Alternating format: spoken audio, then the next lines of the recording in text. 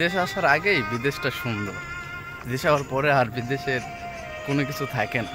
তো বিদেশে আসার আগে ভাবতাম বিদেশ যাওয়ার আগে ব্র্যান্ডের কিছু কাপড় চোপড় নেওয়া যায়, ভালো কিছু টি শার্ট, ভালো কিছু প্যান্ট, যে শালা 8 ঘন্টা ডিউটি করবো, বিন্দাসভাবে ঘুরবো, বিন্দাসভাবে চলাফেরা করবো। সব মিলে অনেক কাপড় চোপড় কিনে আনছিলাম। সত্যি বলতে ভাই, যে এই পোশাকগুলো কিনে আনছি না, সেম এই পোশাকগুলো আবার রিটার্ন ঘুরাই নিয়ে যাওয়া লাগবে বাংলাদেশের।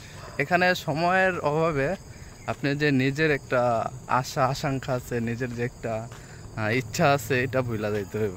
টাকা ইনকাম করতে হইলে আপনার মূলত কাজ টু বাসা, বাসা টু কাজ, সব মিলাই এই হইলো অবস্থা। তো এখানে আইসা মাঝে মাঝে রবিবারে ছুটি পাইলে দেখা যায় দু একটা ছবি ছাড়লে অনেক পোলাবেন ভাবে যে ভাই বেড়াদার মনে হয় বিদেশে অনেক ভালো আছে, অনেক সিল করে।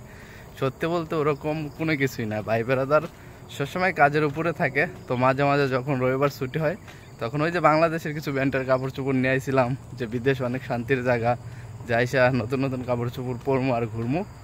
তো মাঝে মাঝে ওই যে এরকম ফেসবুক ধরে দু একটা ছবি ছাড়ি, তো এলাকার ভাই বেড়াদার মনে করে যে ভাই ভালো আছে। প্রত্যেকটা প্রবাসী জানে যে বিদেশ আসলে টাকা ইনকাম করতে এসে নিজের ইচ্ছাগুলো কিভাবে মাটি দিতে হয়। তো সব মিলায় ভাই টাকার উপর ফোকাস করলে নিজের যে স্বপ্ন, নিজের যে একটা চাহিদা, এটা ভুলা যাইতে হয়।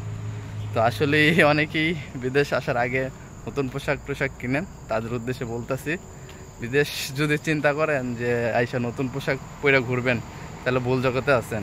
যেমনি আছেন কোনো রকম কিছু সামথিং মার্কেট কইরা বিদেশ চলে আসবেন। কাজের জন্য নিজের যে নতুন পোশাকগুলো কিনা নিয়ে আসবেন, সেগুলো পরার সময় পাবেন না। ওকে, সবাই ভালো থাকুন, সুস্থ থাকবেন। আল্লাহ হাফেজ।